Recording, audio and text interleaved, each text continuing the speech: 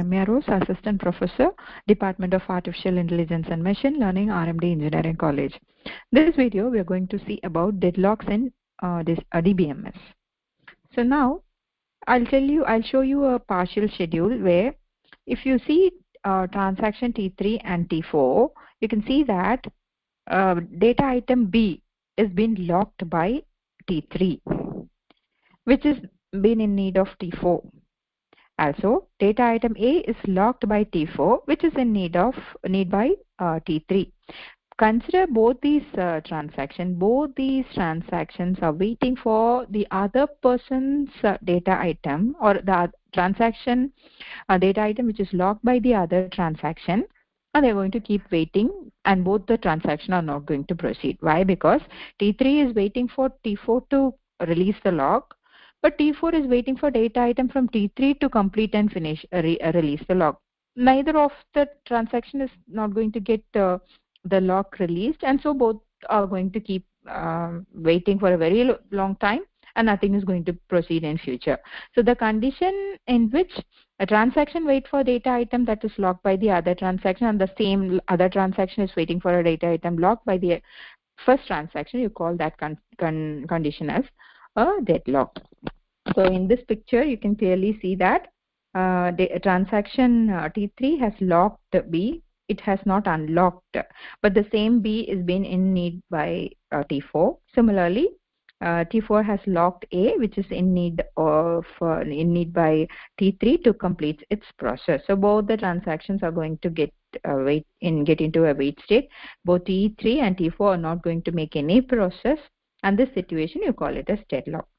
So for deadlocks, we have got three types to be kept in mind. One is, or you call it as deadlock handling. Deadlock could be handled in three ways. One is deadlock prevention, other one is deadlock detection, and deadlock recovery. So prevention is something that is going to happen before a deadlock occurs. So you do some preliminary steps, or you do some precaution by which there won't be any deadlocks in your transaction. That you call it as deadlock prevention. Deadlock detection is nothing but, suppose even after getting into all the precautions or all the preliminary steps, the transaction may enter into deadlock. So identifying whether there is deadlocks in transactions, you call it as deadlock detection. So once the deadlock detection algorithm identifies deadlock in the transactions, among the transactions, you may get into some solution, or you try to recover the deadlock. That third phase you call it as deadlock recovery. So now under deadlock handling, first we'll see about deadlock prevention. So to prevent deadlocks, we get into certain principle, like there is a wait die scheme and owned wait scheme. Something like, that's why I told both the transaction are waiting for data item that is to be released by each other. That will never happen. So what happened? Wait die says that older transaction may wait for younger. So younger will be given the locks first. The younger transaction in the sense that has recently entered into that particular transaction. Say for example, there can be a long transaction, there could be a short transaction. So long transaction keep executing for a very longer time. So what happens? The younger transactions will be given the first priority, and the older transaction rollbacks. They release the lock and they roll back. In won't wait scheme, the older transaction owns for the younger transaction instead of waiting for it. So in previous one, in wait die, the older transaction wait for younger transaction. In won't wait, the older transaction owns for in the sense they are not waiting, but instead they roll back and they give chance for the younger transaction. So thereby there is some protocol maintained here to prevent deadlock. So among the two transactions which is waiting for each other's data item, they will identify which one is the older one, which one is the younger one. Suppose we get into wait die, the older will always wait for the younger. So if it is won't wait, the older will get into rollback and they will release the lock.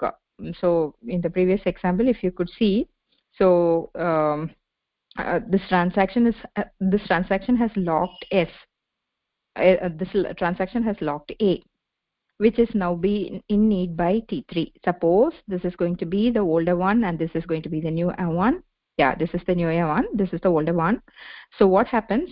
This will be rolled back to the state here, so the lock is not obtained. So since there is no lock obtained over here, then the lock could be granted for T3. So that is how wound weight and weight die works. Next is deadlock detection. So when I want to identify whether there exists any deadlock among the transaction, a graph will be drawn. So the graph, you call it as weight graph or a weight for graph. So graph, obviously we know it will have vertices and edges. Vertices are all the transaction and edges are the ordered pair that comes one after the other, or one that is ordered according to the locks they are trying to be pursued. So when we draw the weight for graph, if there exists a cycle, you come to a conclusion there exists a deadlock. If there is no cycle, you conclude that there is no deadlock. So now and then you keep doing deadlock detection by continuously making the weight for graph, and we try to find whether there exists any deadlock. Suppose if there is no deadlock, the execution goes on the way.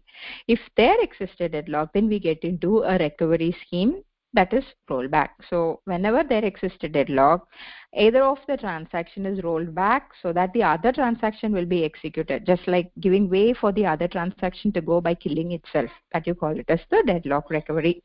So summing up, deadlock is nothing but the situation in which one transaction is waiting for a data item that is locked by the other, and the other is similarly waiting for data item locked by the previous one.